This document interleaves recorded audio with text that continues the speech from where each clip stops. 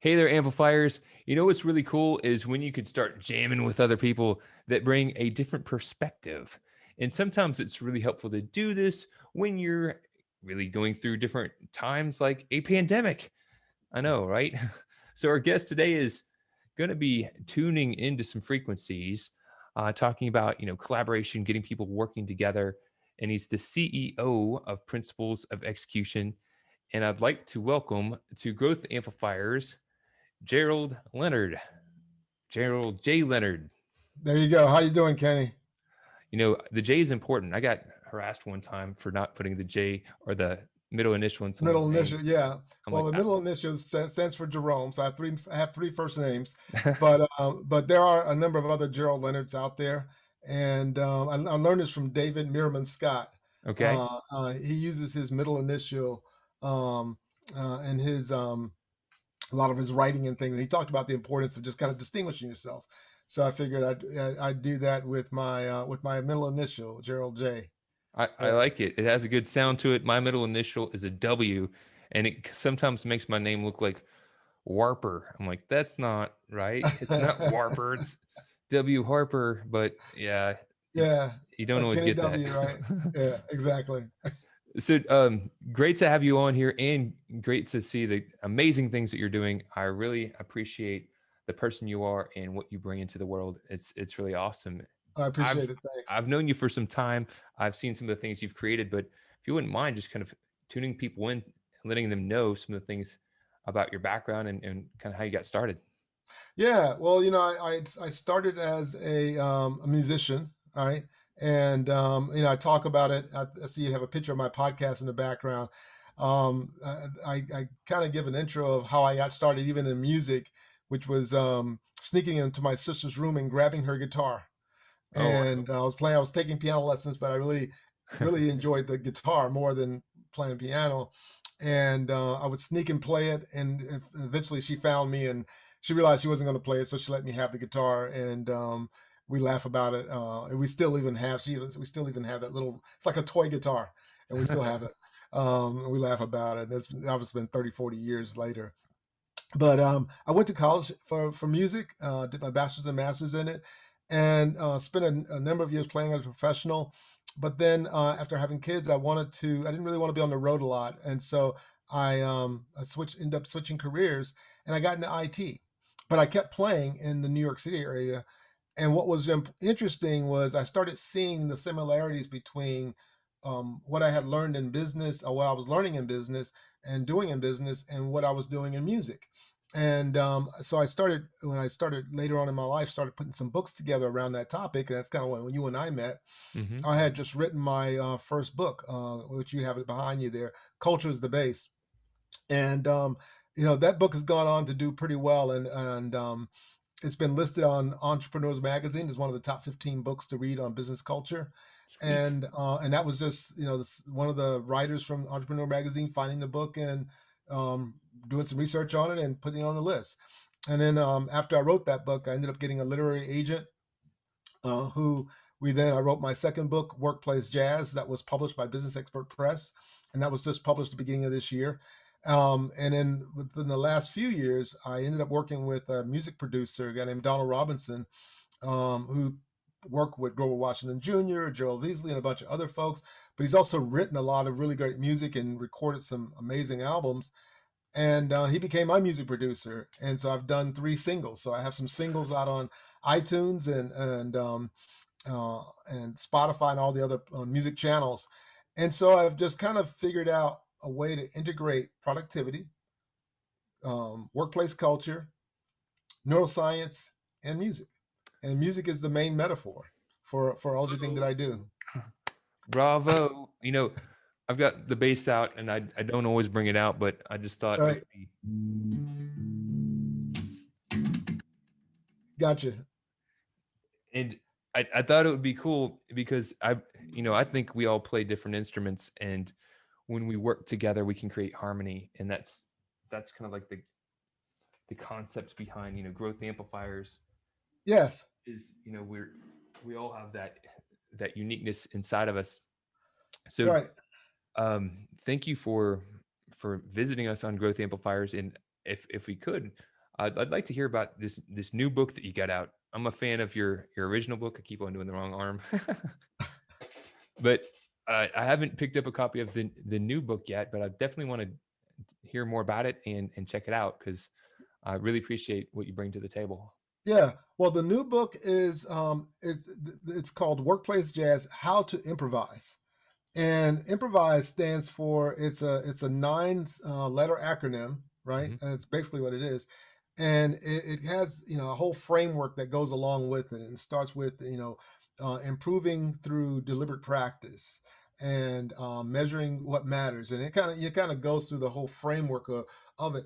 But I came up with that with this mindset of, and as you probably know from my first book, I love stories, and so I like to include a lot of really great stories. But because we're working in a much more agile environment, a lot of businesses have already been going into an agile environment. But what I started seeing again as a musician and as a consultant was that I think jazz ensembles, a quartet, a trio, a quintet, they kind of reflect what an agile mindset is, right? When you're playing jazz, you're not just reading notes like you're playing classical, or you're not just kind of making it up. There is a language to Hmm. jazz, and so you have your melody and you have your chords and your chord changes.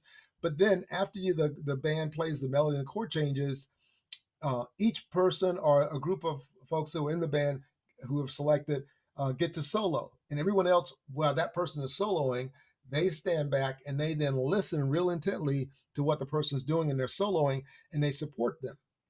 And then the next person solos, and so that starts over again, and they're basically interpreting the song, and everyone else in the band imitates and listens real intently and supports them.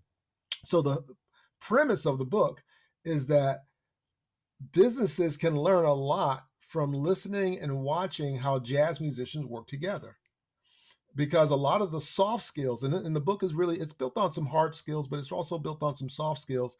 But it's built on the skill of developing a jazz mindset or an agile mindset, or this, the ability to be this agility, kind of nimble mindset, where things are changing. I mean, when playing jazz, things are happening, things are changing, things are moving really quickly, and you have to create this harmony on the spot. But you have to also do it as a group, which means the group has to be emotionally and mentally in tune with each other to make that happen. And so the book has a number of stories of musicians as well as business experts who are musicians, like Jim Cathcart, Shep Hyken is in there, Bruce Trickel. I have a story from him. A guy named David Snyder, who's a guitar player, producer, and a business consultant, and he actually did some neuroscience studies at Harvard. And so I got some really great stories from business consultants, but I also highlight like world-class jazz musicians that are current. So you get to learn a lot about them, how they grew up, and specifically around that particular item I'm talking about. But then I give some practicals. I give a section on the neuroscience of that particular part of the framework, Hmm. because the neuroscience is, once we understand how our brains work, it makes it so much easier to work in concert with how our brains work, and work becomes less stressful, becomes more enjoyable. And we also can work well together by using things like the mirror neuron effect. When, if you see someone and they smile, right, and they're playing music, well, what do you do naturally? You smile and you kind of fall into that groove. Well, that's the mirror neuron effect. Well, we can use that to grow and become better. Learning how musicians practice, deliberate practice, how they push themselves to grow, learning how they listen. I mean, think about it. When you first start, the first thing you have to do as a musician is you got to learn how to listen. You listen to the chord changes, you listen to what he's doing, you listen to the tempo, you listen to the style, you do all this listening, so you become real attuned to what people say and even why they're saying it.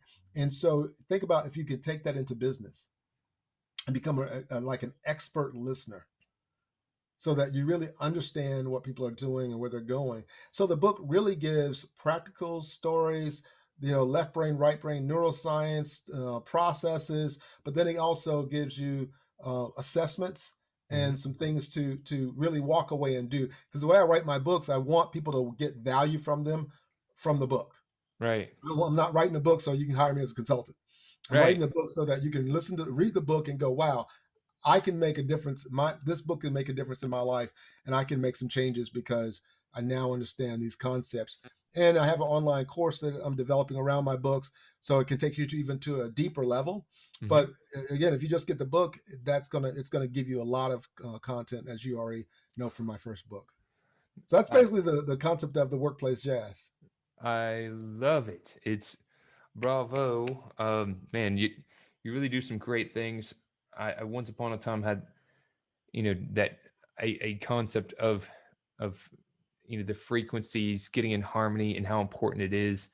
And it's cool to see that you've got real life stories, you've got scientific data, and you've applied it into a concept and a framework that people can apply and actually utilize it.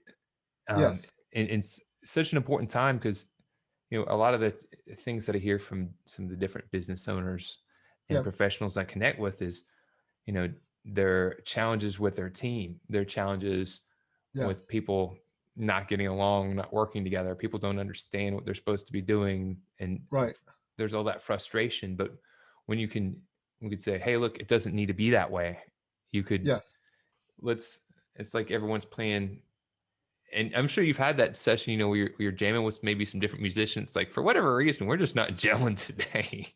Right, right, And right. It can be an emotional, emotional stick. In one of my programs that I got certified in, it Judith Glazer calls it upregulating or downregulating. mm, When you're upregulating, you're thinking of things of I'm grateful, I'm thankful, I'm appreciative. Well, that actually produces positive neurochemicals that create a human bond.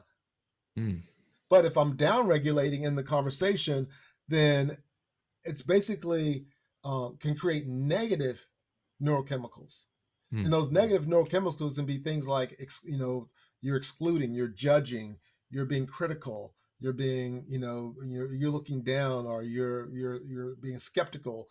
Those attitudes create negative neurochemicals, and it actually drives people away. So when as you're talking, you're saying you're having a rehearsal, and things are not going well. Well, it's because everyone's down regulating in their Oh, mind, and it's just a mindset. So if the band stopped and go, wait a minute, let's rework this. Let's change our mindset and focus on upregulating the positive things that we have. Let's think about what we're grateful for. Let's appreciate each other, and then imagine listening to someone that you appreciate. hmm. How you would go about listening to them compared to listening to someone or trying to listen to someone that you're critical of. I could see that making a huge difference. Having experienced you know getting together with a group of people, maybe you've played with them before, maybe sometimes you haven't, and you could just get in and gel, and Yeah, it's like get into a there's flow. get into that flow. But you're in a positive state when you're doing that. But if you're coming in there and everyone's kind of got that a, f- a funky sort of attitude and they're getting frustrated, then it rubs off. It's kind of like you see a similar thing in sports teams when they're either getting momentum or they're losing it. Right. That's really really cool, man.